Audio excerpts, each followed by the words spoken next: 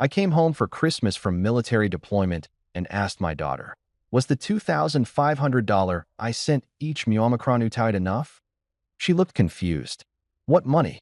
My wife went pale. Her sister changed the subject. I didn't yell. I did this. There was a knock at the door. My name's Ryan Carter. I'm 34 years old, and I've spent the last 8.5 months in a desert that makes Death Valley look like a spa resort, patching up soldiers who thought just a scratch was an accurate medical diagnosis. U.S. Army combat medic at your service, which basically means I've seen more blood than a vampire convention and developed a coffee addiction that would make Starbucks shareholders weep with joy. My spine's held together by caffeine, sarcasm, and the sheer stubborn refusal to let some sand-covered hellhole break me. But after nearly 9 months of playing Dodge the Mortar Fire, and whose appendix is exploding today, I was finally coming home for Christmas. All I wanted, and I mean all I wanted in this entire godforsaken world, was to walk through my front door, see my 13-year-old daughter Mia's face light up like a Christmas tree, and hug my wife Rachel like I was trying to squeeze 8 months of missed anniversaries, birthdays, and Tuesday nights into one embrace. I'd been sending $2,500 home every single month like clockwork, making sure they had everything they needed while I was overseas playing combat surgeon in conditions that would make a MASH unit look luxurious. Bills, groceries, Mia's school supplies, maybe a nice dinner out once in a while. Whatever they needed to stay comfortable while Dad was off serving his country and questioning his life choices every time someone's intestines made an unexpected appearance. The flight home was torture. Not the good kind of torture like waiting for your birthday cake, but the special kind reserved for middle seats on military transport planes where you're crammed between a guy who hasn't discovered deodorant and another guy who thinks snoring is an Olympic sport. 15 hours of my life I'll never get back. But hey, at least nobody was shooting at me. Small victories, right? I spent most of the flight imagining the reunion. Maybe some slow motion running, emotional music swelling in the background, Mia jumping into my arms like in those manipulative homecoming videos that make you cry into your morning cereal. Hell, maybe even our dog Max would wag his tail so hard he'd achieve liftoff. Reality, as it turns out, had other plans. Reality always does, doesn't it? It's like reality sits around thinking, you know what would be hilarious? Crushing this guy's expectations like a beer can at a frat party. I walked through that front door around 3 in the afternoon on December 23rd, duffel bag slung over my shoulder, wearing my uniform because I hadn't had time to change, and honestly, I thought it might score me some extra emotional points. The house smelled weird. Not bad weird, just different. Like someone had tried to make lasagna, gave up halfway through, and decided to cover the evidence with those fancy candles that cost more than my combat boots. The living room was exactly as I remembered it, except for the part where it was completely different. New furniture. Like, really nice furniture, the kind you see in magazines where beautiful people drink wine and pretend their lives are perfect. The old couch where Mia and I used to build blanket forts? Gone. Replaced by some sleek leather monstrosity that probably cost more than my monthly salary. The awkward silence hit me before anyone said a word.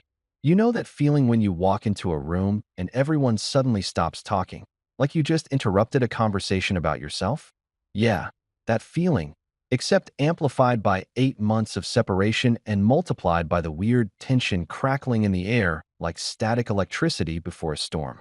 And there, standing in the kitchen doorway holding a wine glass like it contained the secrets to eternal life, was my wife's sister, Lori. Lori, who I'd specifically not missed while I was overseas. Lori, whose favorite hobbies include spending other people's money and offering unsolicited life advice that nobody asked for. Ryan. Rachel appeared from the kitchen, wiping her hands on a dish towel, her smile just a little too bright, a little too forced, like someone had told her to smile for a photo but forgot to tell her eyes to participate. You're home. We weren't expecting you until tonight. Before I could respond with something witty about military transport schedules being suggestions rather than facts, I heard the sound that made every second of that miserable deployment worth it. Footsteps thundering down the stairs at a speed that violated several laws of physics. Mia crashed into me with the force of a small torpedo, her arms wrapping around my waist because apparently she'd grown while I was gone. Kids do that, turns out. They just keep growing like it's their job or something. Dad, her voice was muffled against my chest, and I hugged her back hard enough to make up for 8.5 months of missed hugs. She smelled like that coconut shampoo she'd always loved, and something else. French fries? Oh my God, Dad, you smell like airplane and sand. It's so gross. There it was. That trademark Carter sarcasm, passed down through generations like a genetic disorder. I laughed, a real laugh, not the fake ones I'd been producing for the past 8 months, and ruffled her hair. Yeah, well, you smell like a teenager. Fair trade. She pulled back, grinning up at me, and I could see it.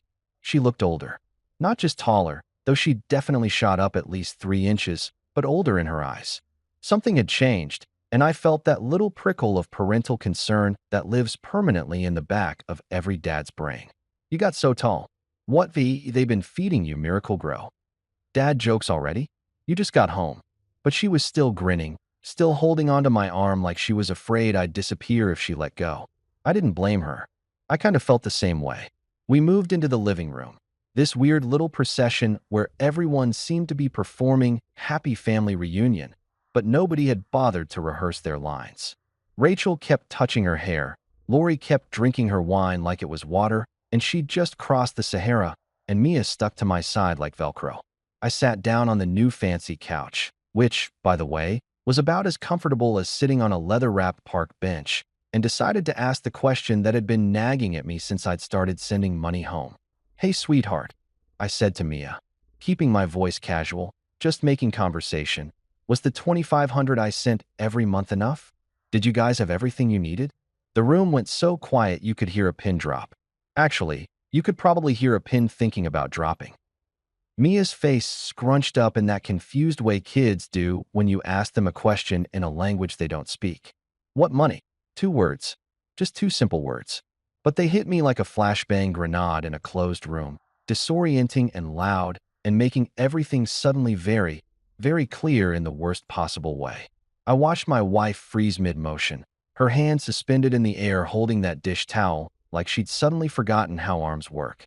Lori discovered an absolutely fascinating new hobby of swirling wine in her glass and studying it like it contained the meaning of life.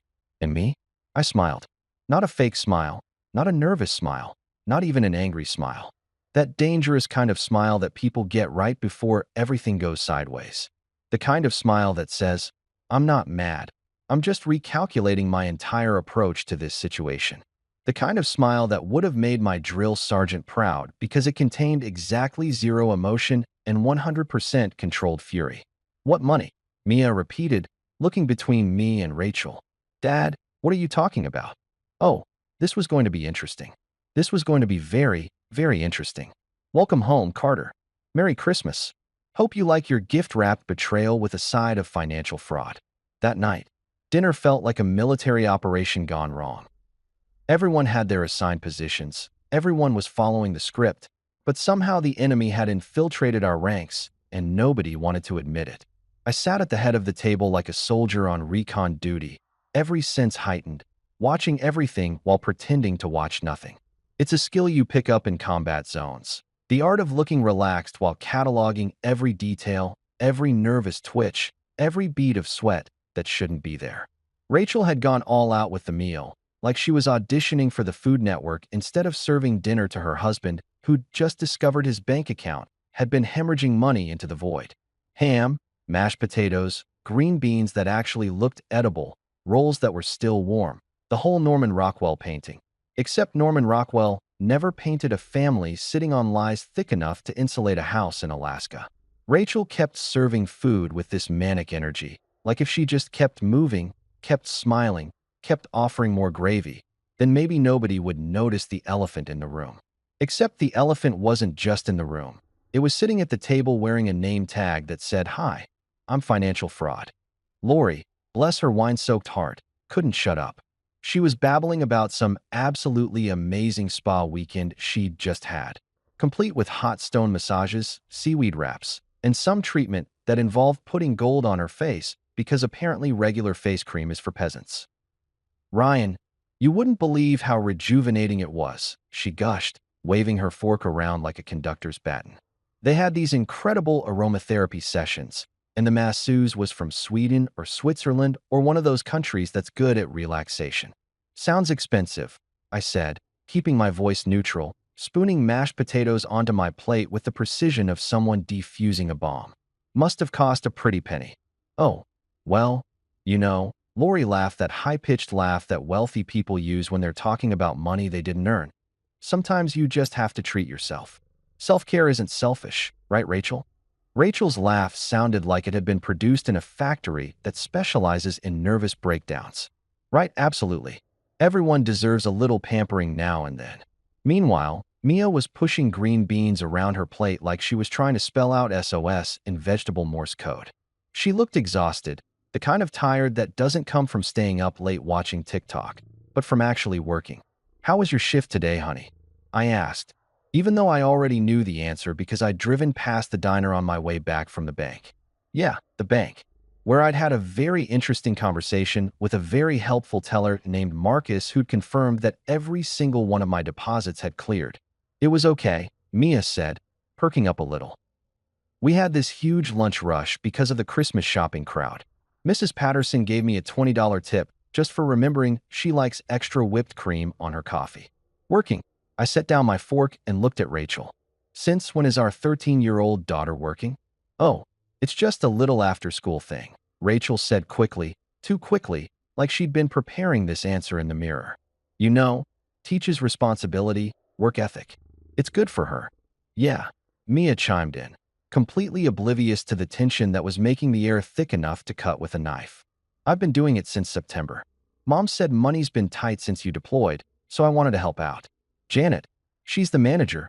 She's really nice. She let me work even though I'm technically too young, but she pays me under the table. Cash tips are awesome, Dad. Last week, I made almost $80.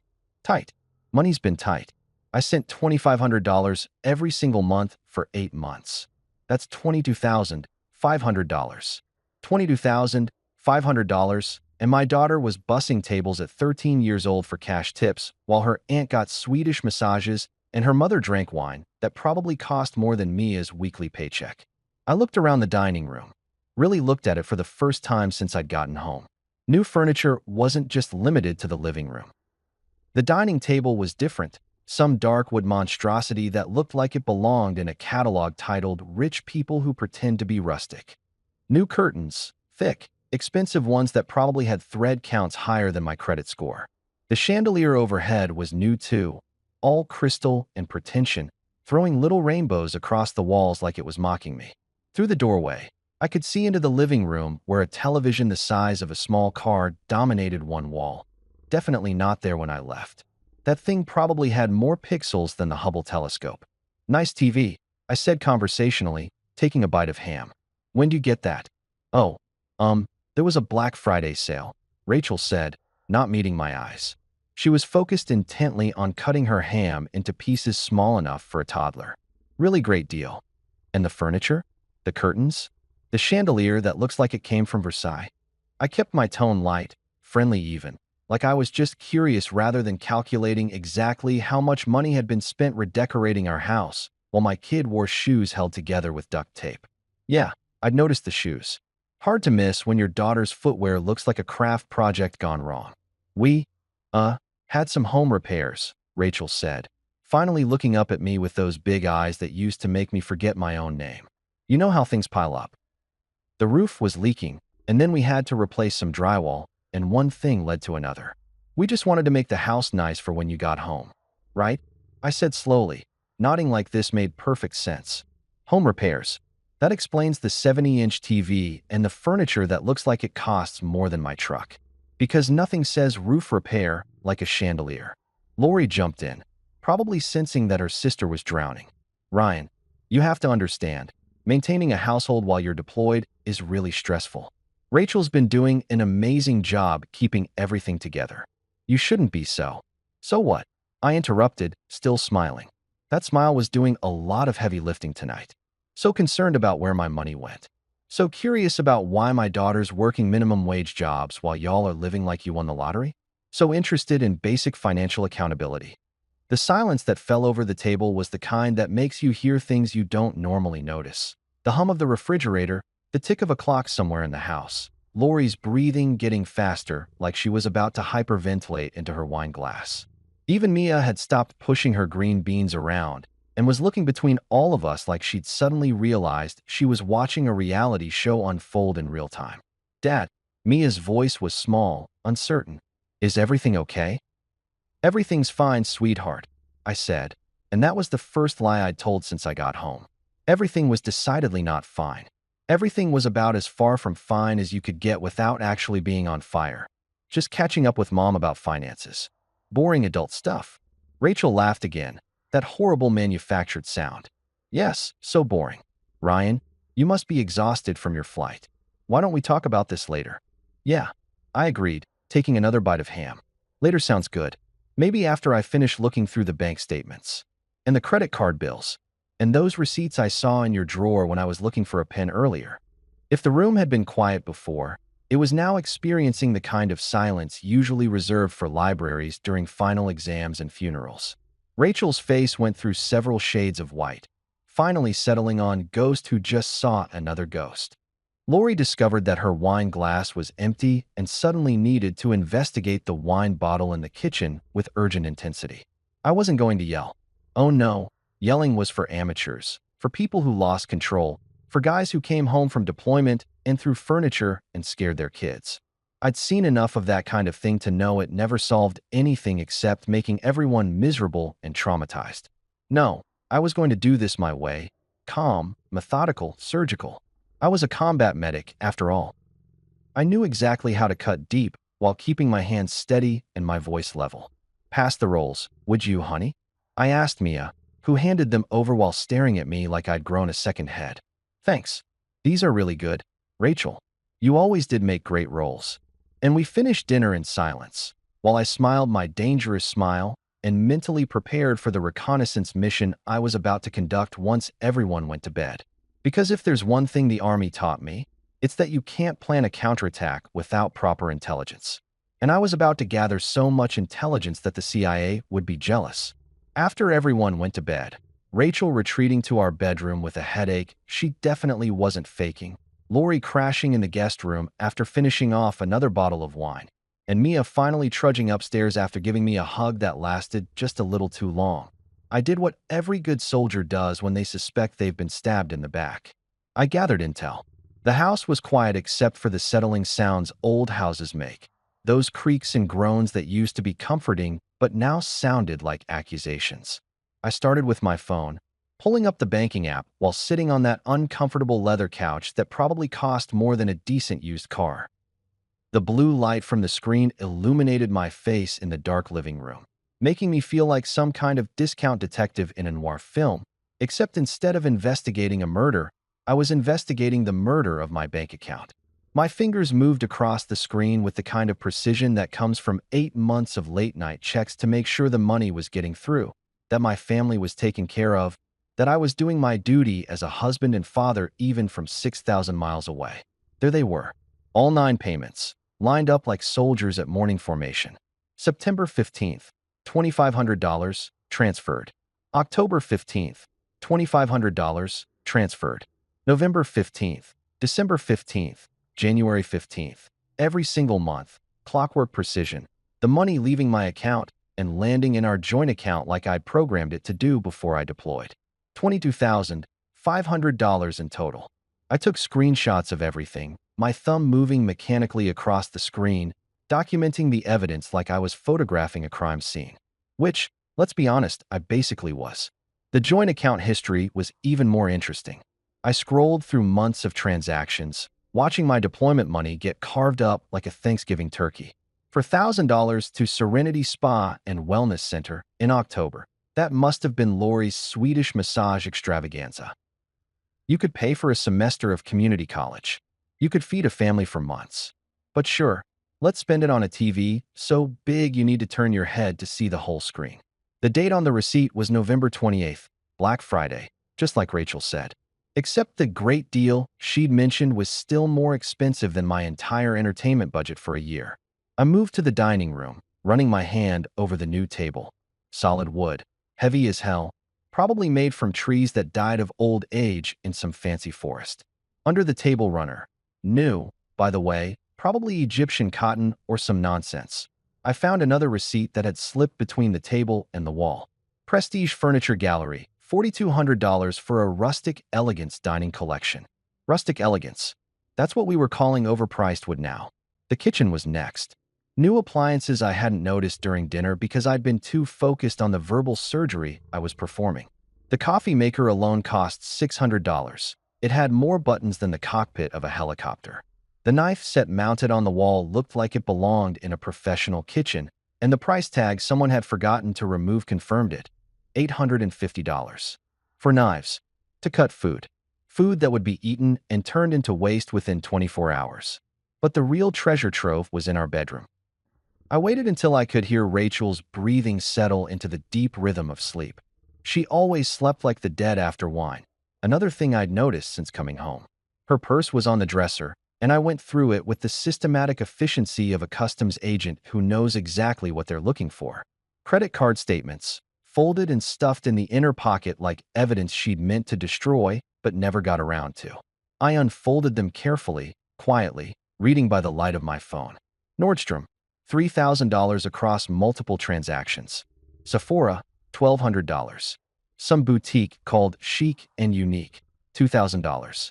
The spa charges Lori had mentioned earlier, multiple visits, not just one, all charged to our joint credit card. Hair salon, for $100 per visit, and she'd gone 6 times. Nails, facials, something called a signature hydration treatment that cost $300 and sounded like something you'd do to a car, not a human face. Then I found the vacation brochure, tucked in her nightstand drawer under some magazines. Bora Bora, crystal clear water, overwater bungalows, the whole tropical paradise package. The brochure was well worn, pages dog-eared, certain resorts circled in pen. On the back, in Rachel's handwriting, January trip? Maybe 2 weeks. 2 weeks in Bora Bora. I did some quick mental math based on the prices listed, probably $8,000 to $10,000, maybe more with flights and meals. She was planning a vacation that cost more than some people's annual salary while Mia was buying her own school supplies. I sat on the edge of the bed, careful not to wake Rachel, holding that brochure like it was a grenade with the pin pulled. The moonlight coming through the window, new curtains there too, I noticed, cast shadows across the room, and I could see my reflection in the dresser mirror. I looked tired. I looked angry. I looked like a man who'd just discovered that the family he'd been fighting for didn't actually need him. They just needed his bank account.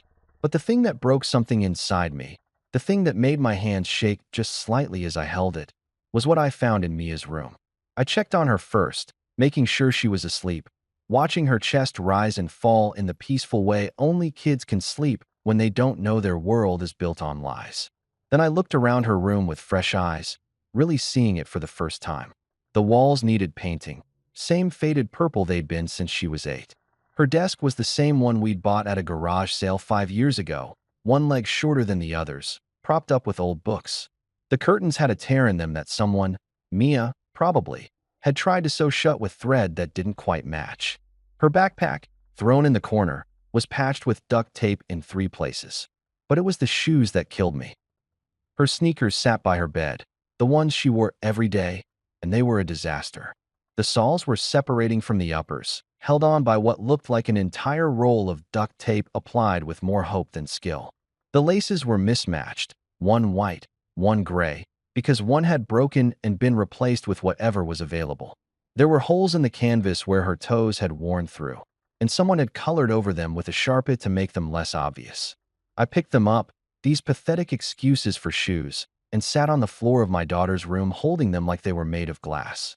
My daughter, my baby girl, was walking around in shoes that looked like they'd been through a war while her mother drove a leased luxury car and her aunt got hot stone massages. I sat there trying not to curse, trying not to scream, trying not to wake up the whole house with the rage that was building in my chest like a pressure cooker about to explode. Instead, I whispered into the darkness of my daughter's room, my voice barely audible even to myself. "Nice job, soldier. Real nice job. You fought for your country, dodged bullets, patched up kids who stepped on IEDs, missed your daughter's entire 8th grade year. And for what? So your wife could play Real Housewives with your combat pay." I took pictures of everything. The shoes, the patched backpack, the old desk, the torn curtains. Then I went back downstairs, logged into every account we had, and downloaded 9 months of statements. Credit cards, bank accounts, even the utility bills to see what was real and what was bullshit. It took 2 hours, and by the time I was done, I had enough evidence to prosecute a fraud case that would make a prosecutor weep with joy. The sun was starting to come up when I finally sat back on that expensive leather couch, my laptop open in front of me, surrounded by printed documents that told the story of betrayal in numbers and receipts. I wasn't tired. I was beyond tired, into that weird state where exhaustion circles back around to clarity. And I was crystal clear about one thing. This wasn't going to end quietly. The next morning, I woke up on the couch with a crick in my neck that felt like someone had replaced my spine with a rusty spring, surrounded by printed bank statements and receipts that told a story better than any fiction writer could manage. Rachel was already up, moving around the kitchen with the kind of manic energy that comes from knowing you're guilty, but hoping enthusiasm can somehow erase evidence. The smell of bacon and eggs filled the house. She was pulling out all the stops, cooking breakfast like June Cleaver on steroids, probably hoping that if she just acted normal enough, I'd forget about the $22,000 that had evaporated into luxury goods and spa treatments. Morning, she said too brightly when she saw me gathering up my evidence pile. I made your favorite. Bacon, scrambled eggs, those hash browns you like. Thought we could all have a nice family breakfast before Mia's shift. Shift. The word hung in the air like a bad smell. My 13-year-old daughter had a shift at a diner because money was tight, while her mother cooked breakfast in a kitchen full of appliances that cost more than a semester of college. Actually, I said, stretching my neck and wincing at the sound it made. I thought I'd drive Mia to work today, spend some quality time with her, see where she's been working all these months. Rachel's smile flickered like a light bulb about to die. Oh, that's not necessary. I usually drop her off on my way to. On your way to where? I interrupted, genuinely curious. What exactly have you been doing while I've been deployed, Rachel? Besides redecorating and planning vacations to Bora Bora. She dropped the spatula, just straight up dropped it on the floor, where it landed with a clatter that probably woke up Lori in the guest room. I don't know what you're talking about. Sure you don't, I said, smiling that smile again. We'll talk later. Right now, I'm taking my daughter to work. Mia came downstairs 20 minutes later, wearing jeans that were too short. She'd grown out of them, but was still wearing them because apparently buying new clothes wasn't in the budget. And those tragic duct-taped shoes that made me want to punch a wall. She grabbed a piece of bacon, kissed Rachel on the cheek with the kind of automatic affection kids give their parents, and bounded out to my truck like this was just another normal day. Like her dad hadn't just discovered that her childhood was being funded by grease-stained tips instead of his deployment pay. The diner was called Rosie's, one of those classic American establishments that looked like it had been serving coffee and disappointment since the 1950s. Red vinyl booths, a counter with spinning stools, a jukebox in the corner that probably hadn't worked since Reagan was president. It was 7:30 in the morning, and the place was already packed with the Sunday breakfast crowd.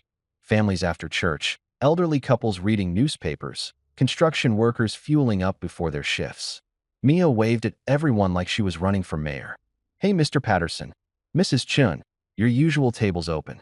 Tommy, your mom said you're supposed to order oatmeal, not pancakes.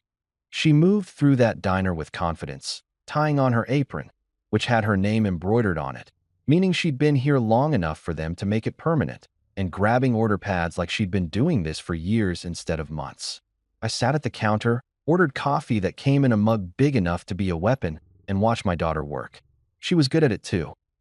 Remembering orders without writing them down, chatting with customers like they were old friends, balancing plates up her arm like a circus performer. She looked happy, which somehow made it worse. My kid had found purpose and pride in minimum wage work because her mother had decided that Swedish massages were more important than providing for her daughter. The manager came out from the kitchen, a woman in her 50s with gray hair pulled back in a bun and the kind of face that had seen everything and wasn't impressed by any of it.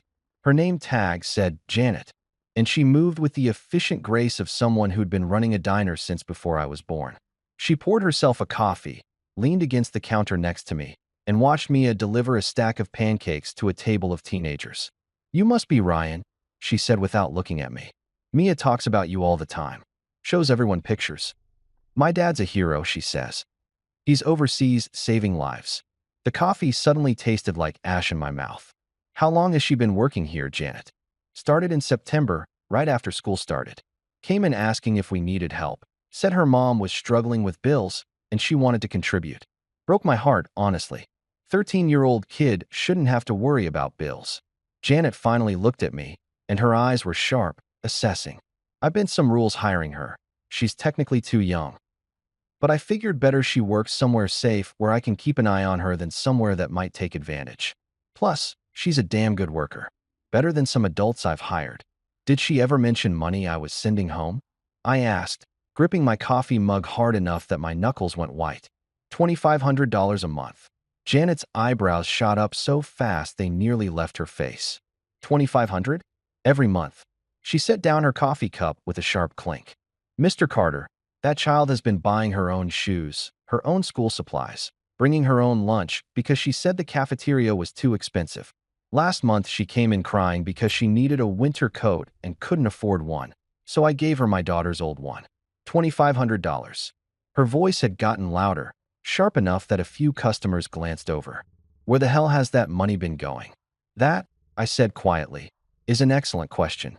Mind if I ask you a few more things about Mia's time here? We talked for 20 minutes while I nursed my coffee and watched my daughter work. Janet told me everything. How Mia had missed school the day after Thanksgiving because she'd picked up a double shift to save money for Christmas presents. How she'd come in with a fever in October but refused to go home because she needed the money for new sneakers.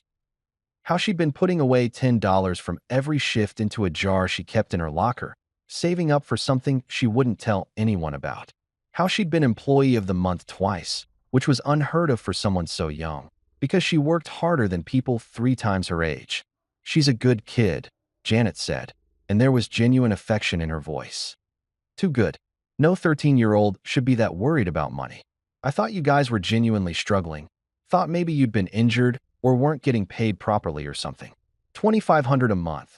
Jesus Christ, that's more than I clear some months. A customer called for Janet, and she excused herself, but not before giving me a look that said she'd put together exactly what was happening and didn't approve one bit.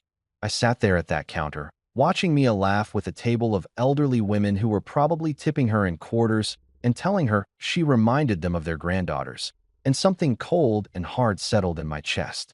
When Mia's break came, 10 minutes that she spent scribbling homework at a corner booth while scarfing down free fries, I slid into the seat across from her. She looked up, surprised, a French fry hanging out of her mouth like a cigarette. Dad, you're still here? Yeah, kiddo, I'm still here. I reached across the table and took her hand, those small fingers that were getting calluses from carrying heavy plates. Why didn't you tell me you were working? When we talked on the phone, when I asked how things were, why didn't you say anything? She shrugged, that universal teenager gesture that means everything and nothing. I didn't want you to worry. You were already dealing with, like, war and stuff. Mom said you had enough on your plate without stressing about things at home. And honestly, Dad, I like working here. Janet's awesome, the customers are mostly nice, and I'm saving up for this really cool guitar I saw at the music store. Plus, it's kind of cool having my own money, you know? Makes me feel grown up. What about the money I was sending home? I kept my voice gentle, but I needed to hear it from her. Did Mom ever mention that? Mia looked confused again, that same expression from last night. Dad, what money? Mom's been saying since you left that we needed to tighten our belts, that deployment pay isn't much, and we had to be careful. She said you were sending what you could, but it was barely covering basics. She squeezed my hand, her face earnest. I know it's expensive over there, and you're not making much, so I wanted to help. That's why I got the job. I'm not mad about it, or anything. I'm glad I can contribute. Not making much, barely covering basics. I'd been sending enough money to comfortably support a family of 3, and my wife had convinced our daughter that we were practically broke. That I was practically broke. That she needed to sacrifice her childhood to help support a household that was already being supported. Sweetheart, I said carefully, I've been sending $2,500 home every single month. That's on top of my regular salary that goes into our account. You shouldn't have had to work. You should have been focusing on school, on being a kid, on buying whatever guitar you wanted without spending months saving up for it. Mia stared at me like I'd just told her Santa Claus was real and living in our basement. 2,500? Every month? Dad, that's... She started doing the math in her head, her eyes getting wider. That's like over $20,000. Where did it? She stopped, and I watched her face change as she figured it out. Kids aren't stupid. They pick up on things faster than we give them credit for. The new furniture. The car Mom's been driving. That huge TV. Yeah, I said. That's where it went. Her face went through several emotions. Confusion, hurt, anger, and then something that looked like embarrassment. So I've been working for nothing?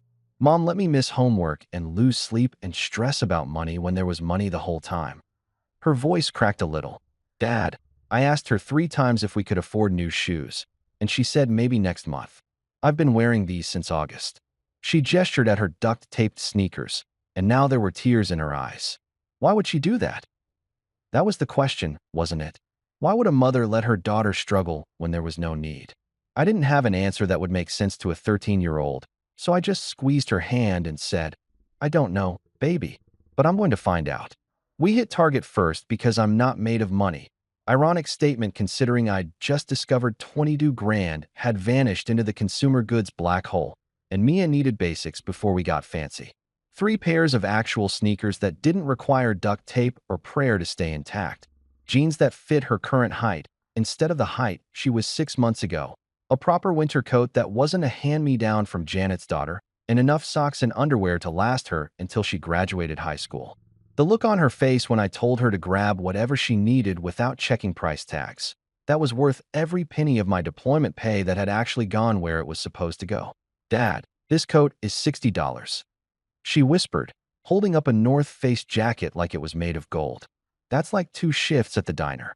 Mia, I make more than $60 getting shot at by people who don't appreciate my medical expertise. Get the coat. Get 2 coats. Get a coat for every day of the week if you want. I tossed a pack of thermal shirts into the cart. From now on, you're not comparing prices to shift wages because you're not working shifts anymore. You're 13. Your job is school, homework, and being a kid. My job is making sure you can do those things without worrying about whether your shoes are going to disintegrate mid-hallway. She got the coat, and the boots, and the hoodie she'd been eyeing but didn't think she needed. By the time we left Target, we dropped $400 and Mia looked like she'd won the lottery. Next stop was the music store, a local place called Melodies that smelled like wood polish and dreams, where a guitar she'd been visiting like a shrine for 3 months sat in the window.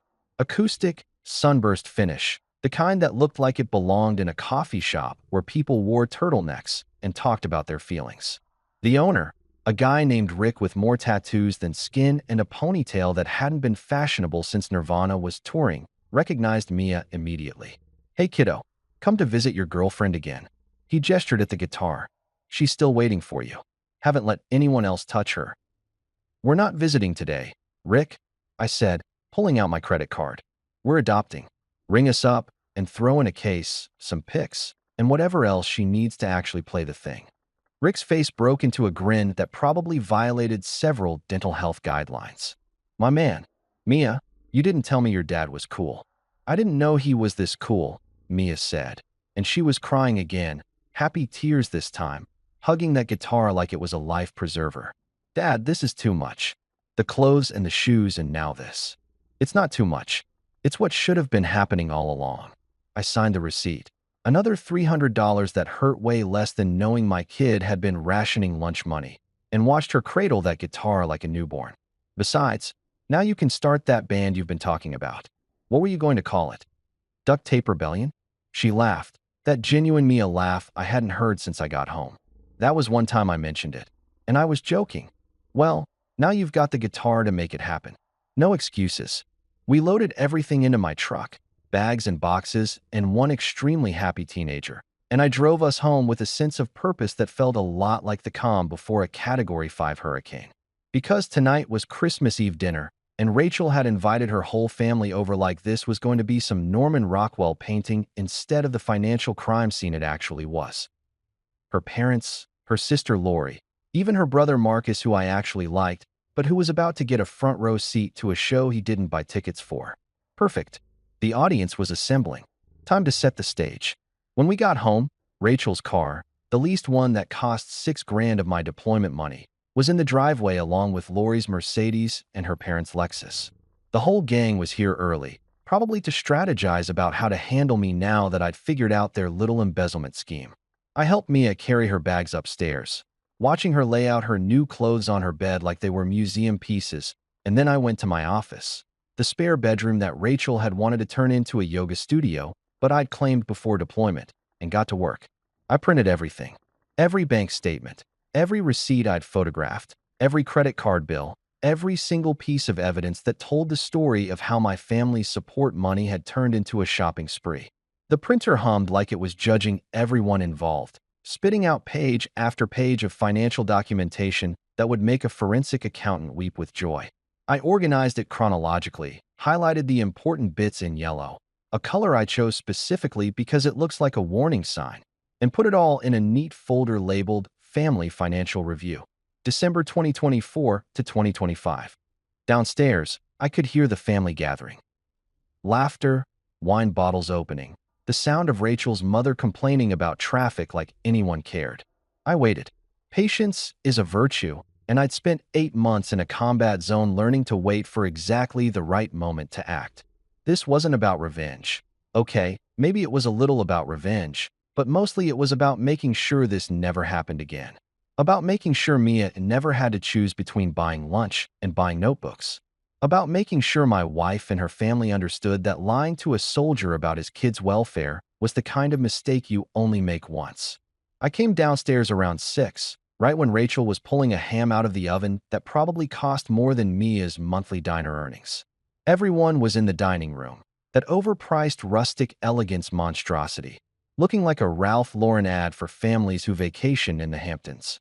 Rachel's dad, Tom, was wearing a sweater that screamed, "I have a boat." Her mom, Patricia, was dripping in jewelry that probably cost more than my truck. Marcus was on his phone, probably texting his wife to save him from family drama.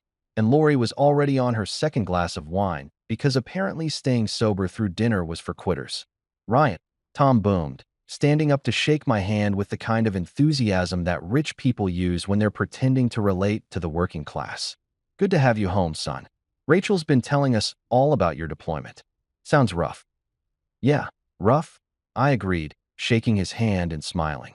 That smile, the one that should have warned them all to run. "But I'm home now, and we've got a lot to catch up on. Family stuff, financial stuff, the kind of stuff that makes for interesting dinner conversation." Rachel went pale. Lori suddenly found her wine glass fascinating. Patricia dabbed at her lipstick nervously. Marcus, bless him, was still on his phone and had no idea he was about to witness a bloodbath. "Well, let's eat first," Rachel said quickly. Too quickly, serving ham with hands that shook just enough to notice. Everyone must be starving. "Mom, you want sweet potatoes?" "Dad, green beans." We sat down, this bizarre tableau of family dysfunction dressed up in holiday cheer, and I played along. I complimented the ham, praised the mashed potatoes, made small talk about the weather and traffic, and all the meaningless garbage people discuss when they're avoiding the elephant in the room. Except the elephant wasn't just in the room. It was sitting at the table wearing my face and waiting for dessert. "So Ryan," Patricia said, because she couldn't help herself, "what are your plans now that you're back? Will you be deploying again, or are you staying stateside?" "That depends," I said, cutting my ham with precision. "On a lot of factors. Financial factors, mostly. See, the Army pays pretty well, especially with deployment bonuses and hazard pay. I've been sending money home to make sure my family was taken care of while I was gone. $2,500 a month, in fact." The table went quiet. Not the comfortable quiet of people enjoying a meal, but the tense quiet of people realizing they're trapped in a room with someone who knows all their secrets. "That's very generous," Tom said carefully. "Shows real dedication to your family." "I thought so too," I agreed. Which is why I was surprised to find out my daughter's been working at a diner since September, because apparently money's been tight. I used air quotes. I'd never used air quotes before in my life, but the situation seemed to demand it. Real tight. So tight she's been wearing shoes held together with duct tape and skipping lunch to save money. Rachel dropped her fork. Lori reached for the wine bottle. Marcus finally looked up from his phone, sensing blood in the water. "Now, I'm not a financial expert, I continued, my voice conversational, friendly even, but I did some math. $2,500 a month for 9 months. Well, 8.5 if we're being precise. Comes out to about $22,500. That's a lot of money. Should have been more than enough to, I don't know, buy a 13-year-old some shoes that don't require emergency room-level triage. Ryan, Rachel started, but I held up my hand. I'm not done. See, I spent last night doing reconnaissance. That's military speak for investigating. And I found some interesting things. Receipts, mostly. Credit card statements. Lease agreements. I smiled at Lori. Spa memberships. Vacation brochures. A car that costs more per month than some people's rent. It's fascinating, really, how $22,000 can just evaporate when you're not paying attention. I stood up, excused myself, and went to grab my folder from the office. When I came back, everyone was frozen like I'd hit pause on a movie.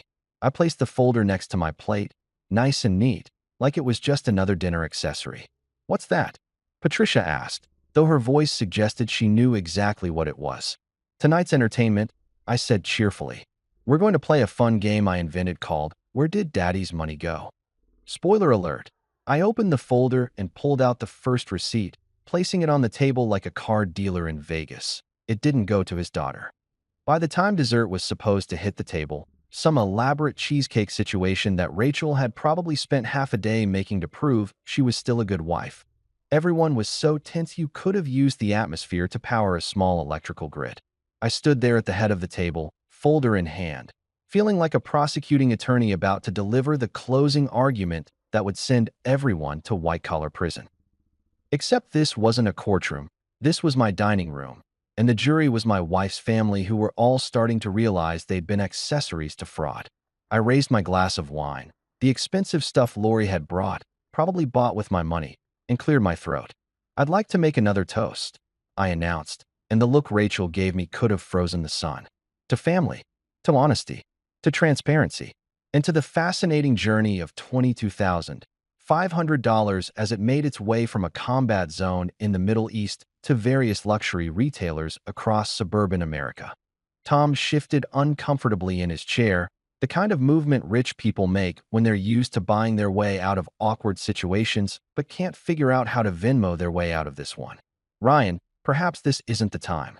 Oh, this is exactly the time, I interrupted, smiling that smile that had gotten me through 8 months of not punching people who deserved it. Christmas Eve, family gathered, everyone pretending everything's fine. It's perfect. Very festive. Really captures the spirit of the season. I pulled out the first document from my folder, a bank statement with 9 deposits highlighted in yellow like a roadmap of betrayal. Let's start with the basics. September through May, $2,500 deposited on the 15th of each month. Clockwork. Military precision. Pun intended. I placed it on the table in front of Rachel's parents. Tom picked it up with the kind of reluctance you'd use to handle a live snake. Patricia leaned over to look, her jewelry clinking like wind chimes of guilt. Now, here's where it gets interesting. I continued, pulling out receipt after receipt, laying them out like a magician doing a card trick, except instead of pulling rabbits out of hats, I was pulling evidence of financial exploitation out of folders. $4,000 to Serenity Spa and Wellness Center. That's a lot of serenity, Lori. Did you achieve enlightenment, or did you just get really good at spending other people's money? Lori's face went from wine flush pink to Christmas lights red. Ryan, I can explain. Oh, please do, I said, gesturing for her to continue. I'm dying to hear how Swedish massages and hot stone therapy were essential expenses while my daughter was putting duct tape on her shoes. This should be good. Marcus, you got popcorn? This is better than Netflix. Marcus, who had the good sense to look horrified by this whole situation, held up his hands. Man, I had no idea any of this was happening. I thought you guys were doing fine. Rachel said. Rachel said a lot of things, I interrupted, turning to my wife who looked like she wanted the expensive new floor to open up and swallow her whole. She told Mia that money was tight. She told Mia that I wasn't making much overseas. She told Mia that we needed to tighten our belts. Meanwhile, I pulled out the car lease agreement. She was leasing a BMW. A BMW, Rachel. Our daughter was bussing tables for $5 an hour plus tips while you were driving around in a car that costs $600 a month. It was a good deal, Rachel whispered, and even she seemed to realize how stupid that sounded the moment it left her mouth. A good deal, I repeated slowly, like I was testing out the words in a foreign language. A good deal. You know what else is a good deal? Shoes that don't require emergency surgery to stay attached to your feet. School supplies that don't come from the clearance bin at the Dollar Tree. A winter coat that isn't a hand-me-down from someone else's kid. Those are fantastic deals, Rachel. Real bargains. But I guess they weren't as appealing as a luxury car and a 70-inch TV. I pulled out the Best Buy receipt next, slapping it down on the table hard enough to make the wine glasses rattle.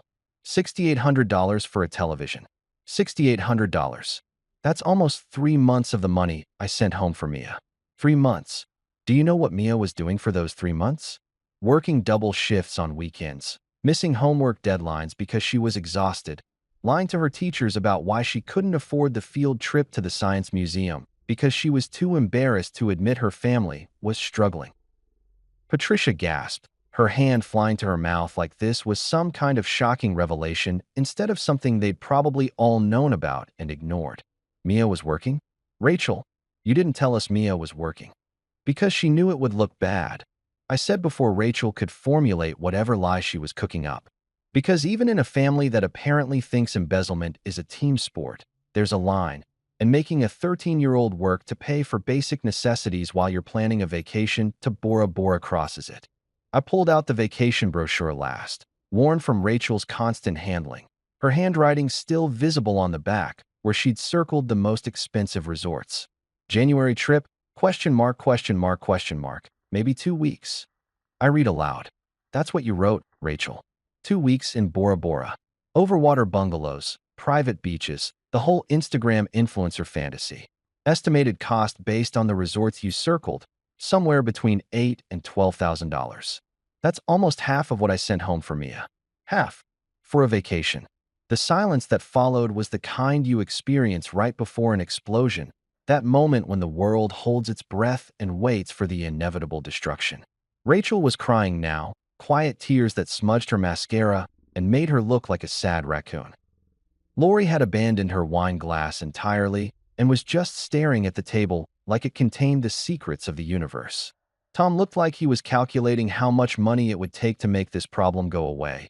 And Patricia was doing that thing wealthy women do where they dab at their eyes without actually producing tears.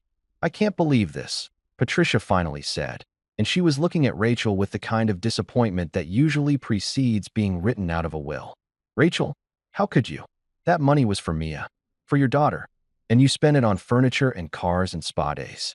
It wasn't like that, Rachel said weakly, but her heart wasn't in it. You can't really defend the indefensible, and she was smart enough to know it. Things just got out of hand. One purchase led to another, and I kept thinking I'd make it up, that I'd replace the money before Ryan got home. That Mia didn't really need. Didn't really need what? I interrupted, my voice sharp enough to cut glass. Didn't really need shoes? Food.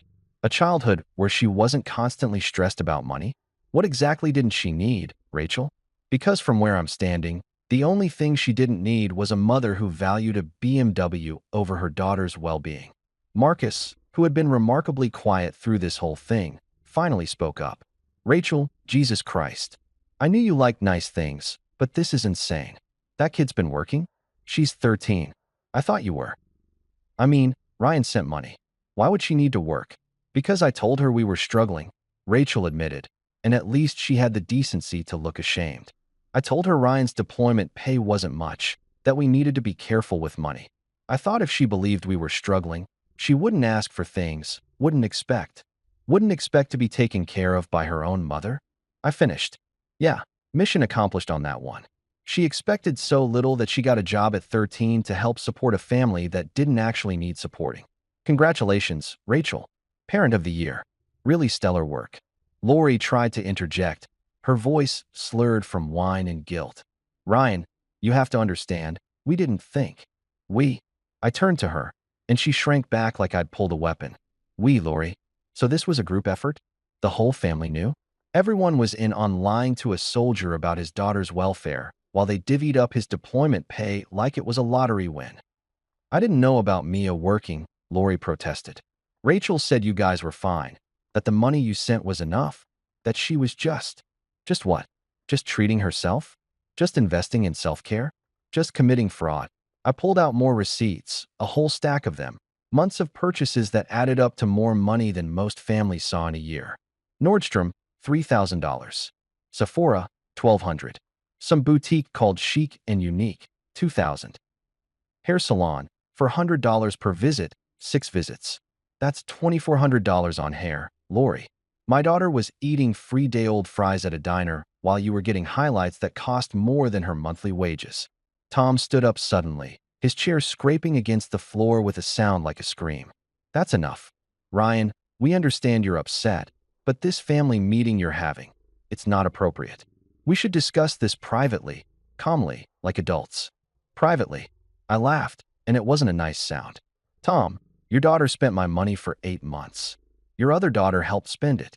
You've been eating dinners at this table, sitting on this furniture, watching this TV, all paid for with money that was supposed to keep my kid fed and clothed. You don't get to tell me what's appropriate.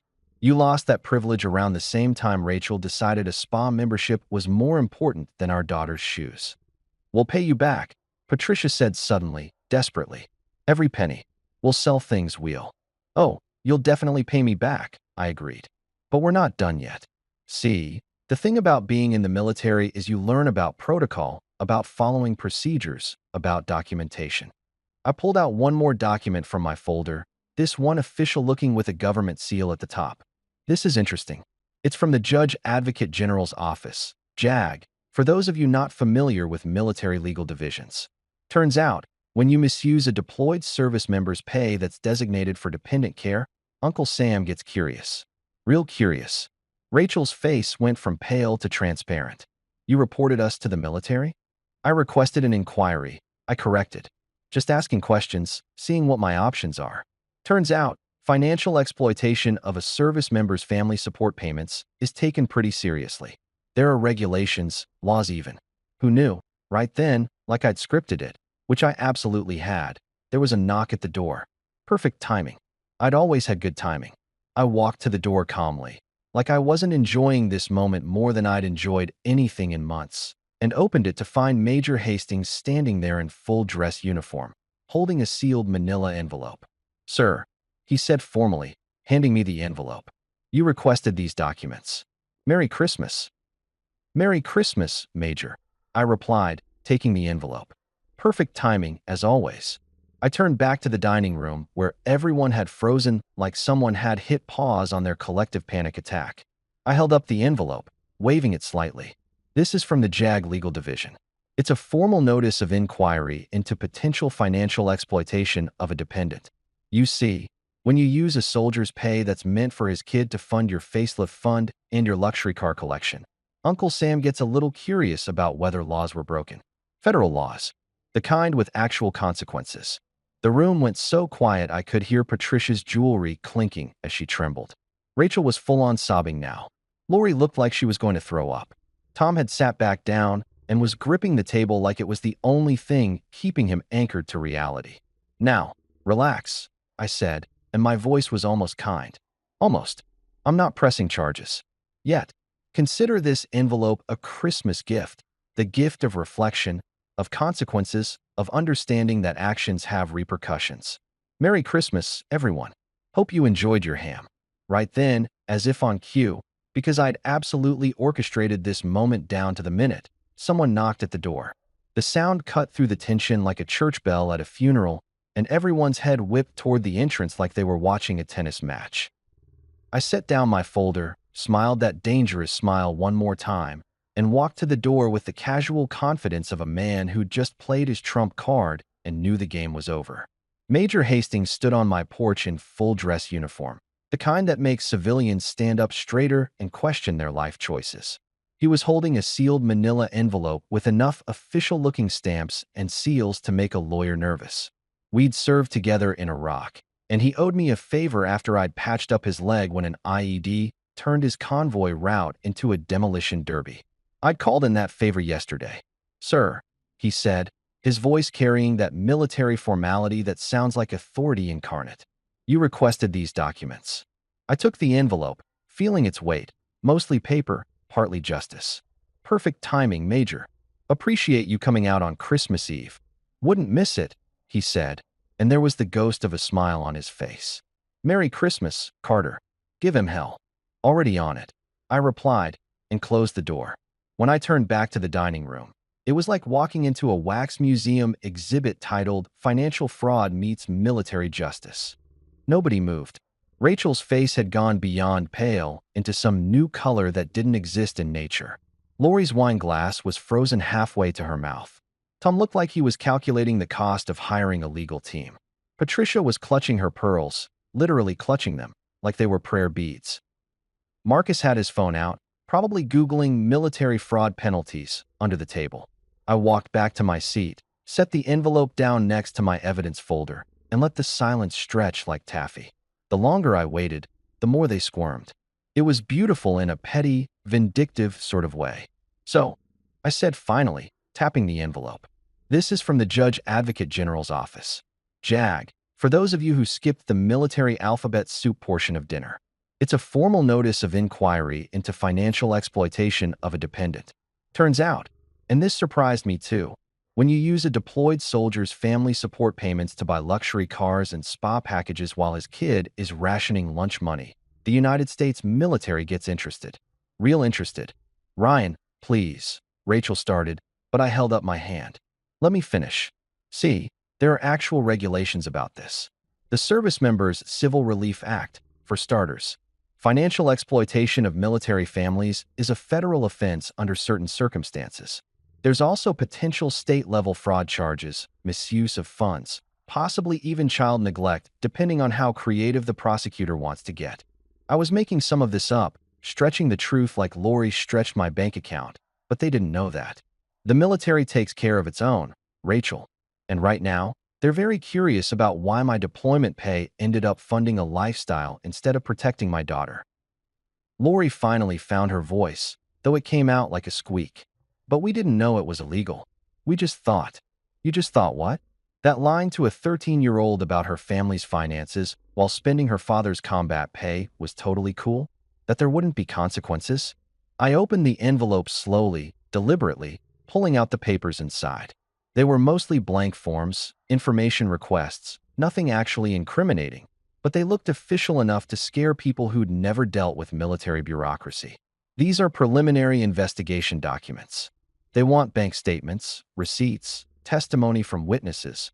That'd be people like Janet from the diner, Mia's teachers who noticed she couldn't afford field trips, maybe even Mia herself. Rachel was sobbing now, the kind of crying that comes with snot and hiccups and complete loss of dignity. Please don't do this. Don't drag Mia into this. She doesn't need to know. She already knows, I interrupted. We went shopping today, bought her actual shoes, clothes that fit, that guitar she's been saving for. Had a nice long talk about where Daddy's money actually went. She's upstairs right now, probably trying to process the fact that her mother lied to her for 8 months. So yes, she knows. Tom cleared his throat, trying to salvage some authority. What do you want, Ryan? Money? We'll pay back every cent. We'll sell the car, cancel the spa membership, whatever it takes. Just tell us what you want. What did I want?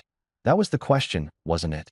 I looked around the table at these people who'd treated my deployment pay like a communal credit card, who'd watched my daughter struggle and did nothing, who'd lied and spent and justified it all with whatever mental gymnastics let them sleep at night. Here's what's going to happen, I said, my voice calm and cold. Full repayment. Every single dollar, with interest. The car gets returned. I don't care if there's a penalty, pay it. Lori, your spa membership? Canceled. You can get a refund or eat the cost, your choice. That vacation to Bora Bora? Never happening. Rachel's credit cards? Frozen until this is paid back. And all the money, all of it, goes into a trust account for Mia. Not a joint account, not a savings account Rachel has access to. A trust account under my supervision that can only be used for Mia's actual needs. That's reasonable, Marcus said quickly, probably trying to prevent this from escalating further. We can do that. Set up a payment plan, make monthly installments. Weekly installments, I corrected. And if you miss one payment, if you're even a day late, I file these documents and let JAG sort it out. I'm not bluffing. I've got nothing to lose and everything to gain by making sure this never happens to another military family. Patricia was nodding frantically. Yes, of course. Whatever you need. Rachel, honey, we'll help you. We'll figure this out. There's one more thing, I said, looking directly at Rachel. I'm moving out. Taking Mia with me. I've already looked at apartments. Found a nice 2-bedroom place near her school. We'll figure out custody arrangements through lawyers, but she's coming with me. You can have visitation, supervised at first, because right now I don't trust you to put her needs above your shopping addiction. You can't take my daughter, Rachel whispered, but there was no fight in it. She knew she'd lost. Watch me, I said. I've got 8 months of evidence showing neglect, financial abuse, and lying to a minor. Any judge would give me custody in a heartbeat. So yeah, I can take her. And I will. Because unlike you, I actually give a damn about her well-being more than I care about having nice furniture. The room fell silent again. This time, nobody tried to argue. They'd been beaten, and they knew it. I stood up, gathered my folder and envelope, and looked at each of them in turn. Merry Christmas, everyone. Enjoy your ham.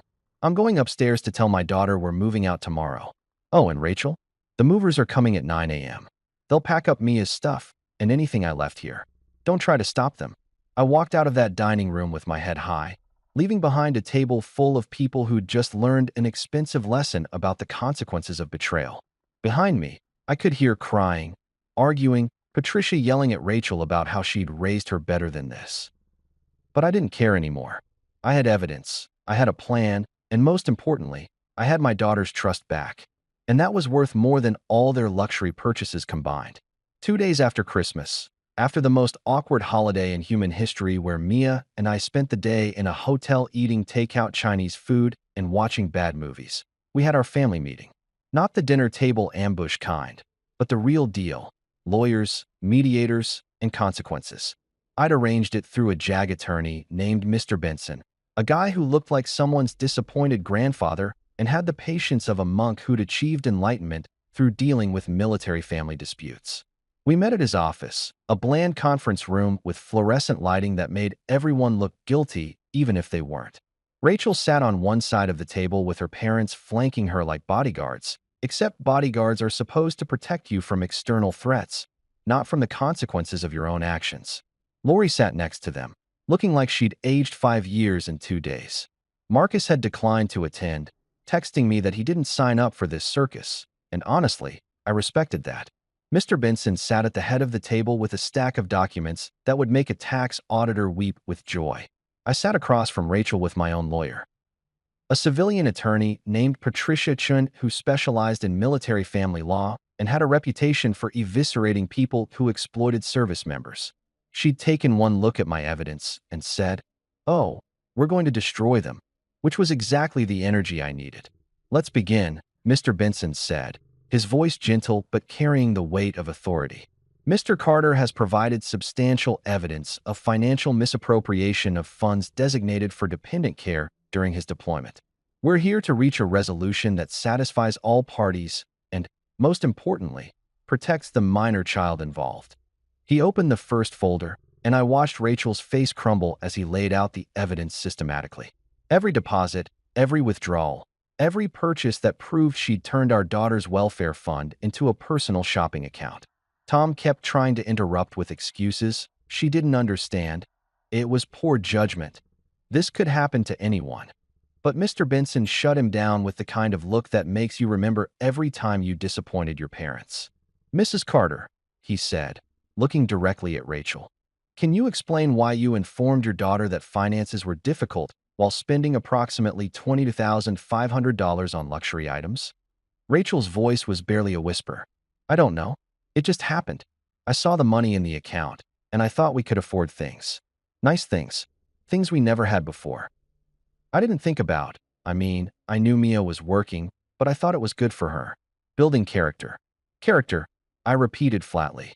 "Our 13-year-old daughter was building character by working for minimum wage while you built a luxury car collection. That's an interesting parenting philosophy." "Mr. Carter," Mr. Benson said gently, though I could see approval in his eyes. "Let's focus on resolution. Mrs. Carter has admitted misuse of funds.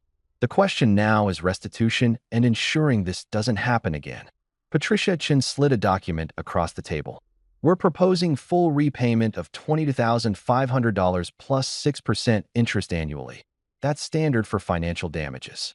Total comes to $23,850 to be paid in weekly installments of $450 over approximately 1 year. Tom choked. $450 a week? That's nearly $2,000 a month. That's less than Mr. Carter was sending while being shot at overseas. Patricia replied coolly. I think you can manage it. Alternatively, we can pursue this through military and civilian courts, where penalties and legal fees would substantially exceed this amount. The room fell silent. Checkmate. Fine, Tom finally said. We'll pay it. Where does the money go? Into a trust account for Mia Carter, Mr. Benson said, sliding another document forward. Mr. Carter will be trustee. Funds can only be used for Mia's education, medical expenses, and necessary living costs. Mrs. Carter will have no access. Rachel started crying again. You're cutting me off from my own daughter's money?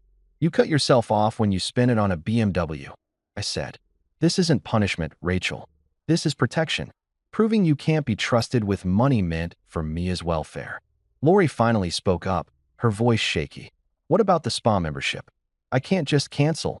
There's a contract. Read the contract, Patricia said. There's usually a hardship clause. Financial hardship, which you're about to experience if you don't figure out how to come up with your share of this repayment. My share? Lori's voice pitched higher. I didn't take the money from the account. No, but you benefited from it, I said, pulling out the highlighted spa receipts. $4,000 worth of benefits.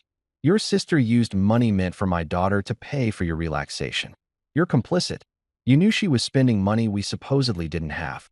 You could have said something. You didn't. Mr. Benson nodded. Miss Whitman, you received approximately $4,000 in benefits from misappropriated funds. We recommend you contribute proportionally to the restitution, roughly 18% of the total. Lori looked at her father desperately. Tom's face had gone from angry to resigned to exhausted. We'll handle it, he muttered. Family takes care of family. That's a lovely sentiment, I said. Wish you'd felt that way when Mia needed shoes. The next hour was paperwork. Signatures, payment schedules, account numbers. Rachel signed everything with shaking hands, her parents hovering like they could somehow rewind time through sheer force of will. When we got to the custody arrangement, Mr. Benson pushed forward another document. Mr. Carter is requesting primary physical custody, with Mrs. Carter receiving supervised visitation initially, transitioning to regular visitation after 6 months, pending family therapy compliance. Supervised? Patricia Whitman gasped. Rachel's not dangerous. She's financially abusive, Patricia Chin countered. She lied to her daughter for 8 months about their financial situation, causing psychological distress and forcing a minor into labor. That demonstrates poor judgment that warrants supervision until trust can be rebuilt. Rachel looked at me, really looked at me, for the first time since this meeting started. Ryan, please. She's my daughter too. I made mistakes, terrible mistakes, but I love her. Don't take her away completely. I'm not taking her away, I said quietly. You pushed her away when you chose a car over her welfare. I'm just making sure she's protected while you figure out if you actually want to be her mother or just someone who has a daughter. The words hung there, sharp and final. Rachel nodded slowly, tears streaming down her face, and signed the custody agreement. By the time we finished, it was dark outside. Everyone looked exhausted, beaten down by the reality of consequences they'd thought they could avoid. Tom wrote the first check right there, $450, like paying immediately could somehow earn back credibility. As we left, Mr. Benson pulled me aside. You handled this well, Carter. A lot of service members would have just exploded, maybe done something they'd regret. You kept it legal, kept it clean. Your daughter's lucky to have you. I'm lucky to have her, I replied. She's the only reason I didn't actually file those JAG papers. He smiled. Between you and me, those papers wouldn't have gone anywhere. Financial exploitation cases are hard to prove when it's a joint account. But they didn't need to know that. I smiled back. No, they didn't. Walking out to my truck, I felt lighter than I had in months. The money would come back, Mia was safe, and Rachel would think twice before lying to anyone about finances again. Justice wasn't always loud. Sometimes it was just systematic, thorough, and absolutely devastating to people who thought they could get away with betrayal. I moved out that week with the kind of military efficiency that comes from years of packing up your life into duffel bags and relocating to places where people actively try to kill you. No drama, no slammed doors, no theatrical speeches about betrayal and broken trust. I'd already had my moment at the Christmas dinner table, and honestly, once was enough. I found a two-bedroom apartment in a complex that looked like every other apartment complex in suburban America. Beige exterior, a pool nobody used in winter, a gym with exactly 3 working machines, and neighbors who minded their own business. Perfect. Mia helped me unpack, which mostly meant she claimed the bigger bedroom. Dad, you're never here anyway. You're always working. And spent 3 hours decorating it with fairy lights and posters of bands I'd never heard of. She set up her new guitar on a stand by the window like it was a religious shrine, and every night before bed, she'd practice the same 3 chords until they sounded less like a cat being strangled and more like actual music. The sound drove me insane in the best possible way.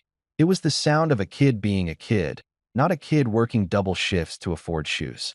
Dad, does this sound right? She'd call from her room, strumming something that was probably supposed to be a G chord, but sounded more like a cry for help. Sounds perfect, kiddo. I'd lie, because what mattered wasn't whether she was good at guitar, yet, but that she had the space and time to be terrible at it without worrying about whether we could afford strings. The apartment became our sanctuary. We developed routines that felt nothing like the old house with Rachel. Saturday mornings were pancake mornings, and I learned that Mia liked hers with chocolate chips and whipped cream, which was basically dessert masquerading as breakfast, but I was in no position to lecture anyone about nutrition after 8 months of eating MREs that tasted like cardboard flavored with regret. We watched terrible Christmas movies, the kind where a big city lawyer falls in love with a small-town baker who's secretly a prince, and made fun of the predictable plots while secretly enjoying every ridiculous minute. Dad, why do these movies always have someone who gave up their dreams to run a bakery? Mia asked one night, sprawled on our secondhand couch with a bowl of popcorn. Because apparently bread makes people forget about their law degrees, I said. It's very powerful bread. She laughed, that genuine laugh that had become more frequent since we'd moved out. Do you think Mom watches these? The question hung in the air. We didn't talk about Rachel much. Not because I'd forbidden it. I'd never do that. But because Mia was processing everything in her own way, and I'd learned in therapy that sometimes the best thing you can do for your kid is shut up and let them figure things out. Maybe, I said carefully. Your mom likes Christmas movies. Yeah. Mia was quiet for a moment. I miss her sometimes. Like, not the lying part, but the other parts. When she'd make those really good pancakes on Sundays. Before everything got weird. That's okay, I told her. You're allowed to miss the good parts and still be angry about the bad parts. Feelings aren't mutually exclusive. You can hold both at the same time. Rachel and I had started co-parenting therapy the week after the mediation meeting, which was about as fun as it sounds, sitting in a room with a therapist named Dr. Morrison who had the energy of a disappointed high school principal and made us talk about our communication breakdowns like we'd just had a minor disagreement instead of a complete implosion of trust. Rachel cried through most sessions. I stayed calm, answered questions, and refused to let her rewrite history into something where she was the victim. I made mistakes, Rachel said during our 3rd session, dabbing at her eyes with tissues that Dr. Morrison kept in a box labeled "Feelings are valid." I got caught up in having nice things. I wanted to feel successful, like I was doing well while Ryan was gone. I didn't think about how it would affect Mia. You didn't think about Mia at all, I corrected. That's the problem. You thought about yourself, your image, impressing your friends with a new car and designer clothes. Mia was an afterthought you'd get to once you were done shopping. Dr. Morrison intervened before this could turn into another argument. Ryan, I hear your anger. It's valid. Rachel, I hear that you recognize your mistakes. The question is, how do we move forward in a way that prioritizes Mia's emotional well-being? Moving forward looked like supervised visits at first. Rachel taking Mia for lunch at neutral locations like the mall food court or the park, with me sitting far enough away to give them privacy, but close enough to intervene if needed. Mia was cautious at first, answering Rachel's questions with one-word responses and avoiding eye contact. But slowly, over weeks, she softened. They talked about school, about the guitar, about nothing important. Building trust is like physical therapy. You start with small movements and work your way up to walking. The money came in weekly like clockwork. $450 every Friday, deposited into Mia's trust account like an apology paid in installments. Tom had apparently sold some stocks to make the payments easier. Lori had gotten a second job, actual employment, not just spending other people's money, at a retail store where she learned what it felt like to work for wages instead of living off family generosity.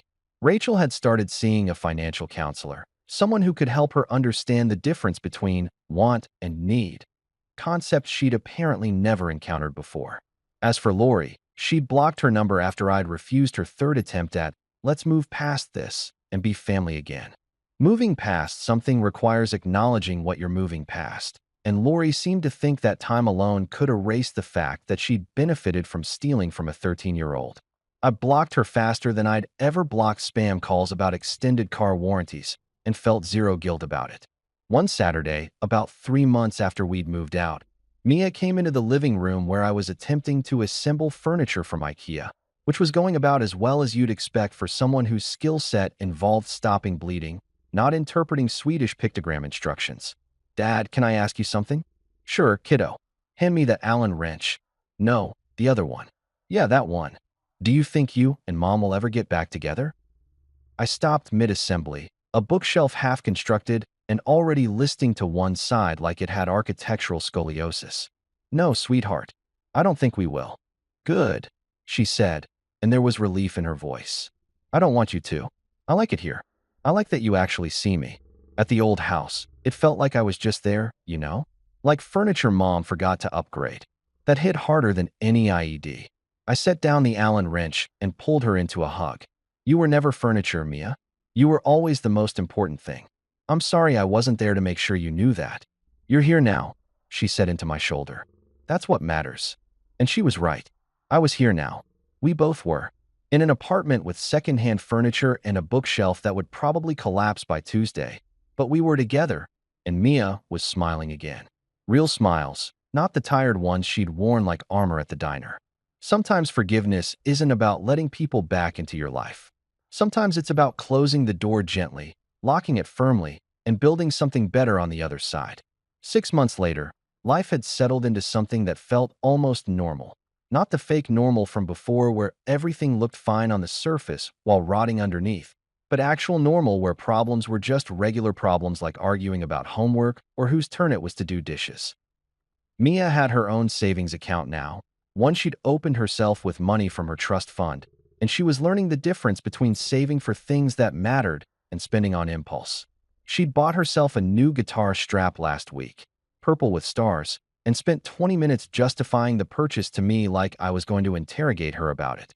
"Dad, it was on sale, and my old strap was getting worn, and I've been practicing every day, so technically it's an investment in my musical education," she'd said, words tumbling out in that rapid-fire way teenagers talk when they're defensive about something they shouldn't be defensive about. "Mia, it's your money. You earned it by putting up with 8 months of lies and duct-taped shoes. Buy whatever guitar strap makes you happy. Buy 10 guitar straps. Start a guitar strap collection. I literally don't care as long as you're not financing a BMW." She'd laughed, relieved, and that's when I realized we'd turned a corner. She wasn't asking permission anymore. She was learning to make decisions and trust herself. That was worth more than any amount of money her mother had stolen. We'd established actual Saturday traditions beyond pancakes. Every week, we'd go to this farmer's market downtown where Mia would buy weird artisan honey and I'd buy coffee that cost more per pound than my combat boots. Then we'd hit the bookstore, where she'd disappear into the young adult section and emerge with books about teenagers saving the world while dealing with romantic drama, and I'd grab whatever thriller was on the bestseller list. Simple stuff. Normal stuff. The kind of stuff I'd missed while deployed. Rachel kept up with her payments religiously. Every Friday, $450 appeared in Mia's trust account like clockwork. She'd sold the BMW, took a massive financial hit on the lease termination, but that was her problem, and was driving a 10-year-old Honda Civic that looked like it had survived several apocalypses. The furniture had mostly been sold too, replaced with more reasonable pieces from actual furniture stores instead of places that required appointments to shop. She'd gotten a job at an insurance company, Something with actual hours and a paycheck instead of just spending my deployment money like it was a trust fund. Our co-parenting had evolved from supervised visits at food courts to regular visitation every other weekend. Mia would pack a bag Friday afternoon, and Rachel would pick her up from school. They'd spend the weekend together, and Rachel would drop her off Sunday evening. The first few times, Mia had been anxious, texting me updates like she was reporting from a war zone. Mom made dinner. It's only slightly burned. We're watching a movie. She's crying again. She apologized for the 40th time. I told her I forgave her, but I need her to stop apologizing and just be normal. By month 4, the text stopped. Not because anything was wrong, but because things were getting normal. Rachel was learning how to be a mother who prioritized her daughter over her image.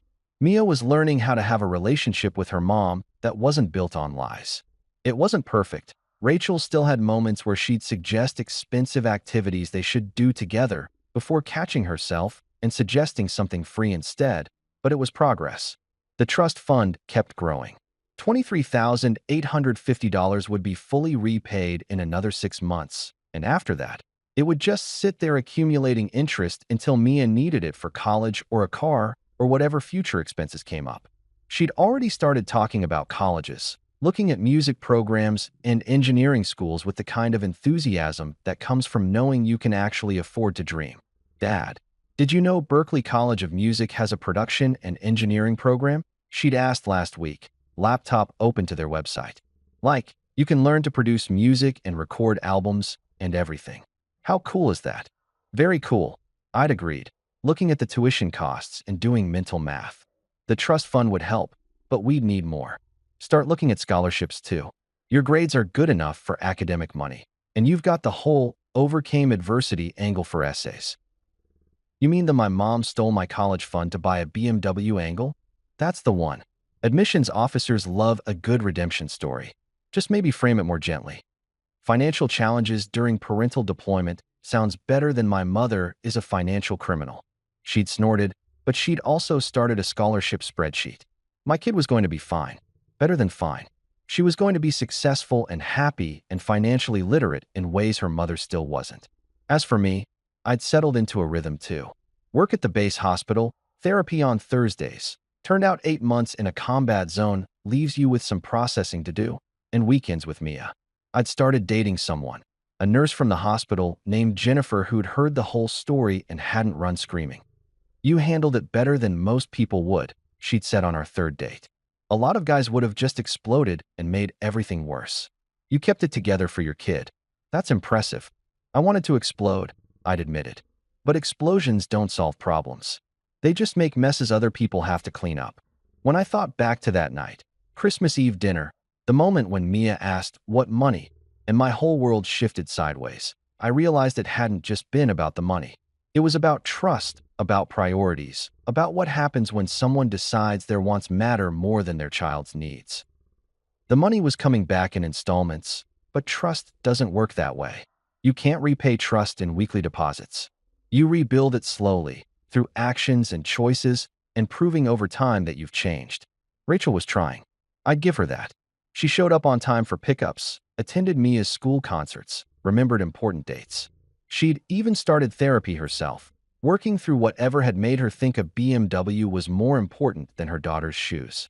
Whether she'd fully changed or just learned to fake it better, I didn't know. But she was consistent, and consistency was enough for now. One Saturday in June, Mia came home from Rachel's weekend and found me on the couch doing exactly what I'd been doing when she left, assembling IKEA furniture, because apparently I was a glutton for punishment and we needed a new coffee table. Dad, you're still working on that. It's very complicated Swedish engineering, I said, holding up instructions that looked like hieroglyphics designed by someone having a stroke. Also, I think they gave me the wrong screws, or the right screws for the wrong table, or I'm just bad at this. She sat down next to me, grabbed the instructions, and within 5 minutes had figured out what I'd been doing wrong for 2 days. Dad, you're overthinking it. See, this part goes here, then you flip it, then these pieces lock in. When did you become an engineer? When I decided Berklee was my backup plan and MIT was my reach school. She grinned. Also, I've been watching YouTube tutorials. You know, like a person living in the 21st century. We finished the coffee table together, mostly her doing it while I handed her screws and pretended to help. When it was done, stable and level and not listing to one side like my previous attempts, she sat back and looked at me. Dad, thank you. For what? You built the table. Not for the table. For everything. For coming home and actually seeing what was happening. For fixing it. For not just yelling and making everything worse. For, her voice cracked slightly, for choosing me. I pulled her into a hug. This kid who'd grown up too fast and was finally getting to be a kid again.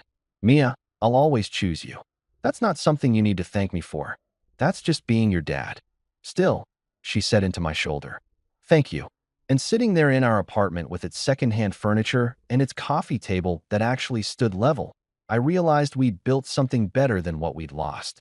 Not despite the betrayal, but because of how we'd handled it. We'd taken something broken and turned it into something stronger.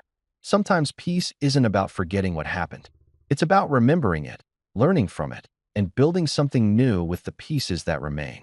And sometimes the best revenge isn't revenge at all. It's just living well, being happy, and proving that what didn't kill you actually did make you stronger. Oh, and remember that knock on the door?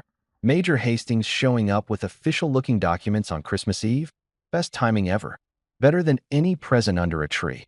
Sometimes justice doesn't need to be loud or dramatic. Sometimes it just needs to show up at exactly the right moment and remind everyone that actions have consequences. Santa's got nothing on JAG paperwork and a father who refuses to let his kid down twice.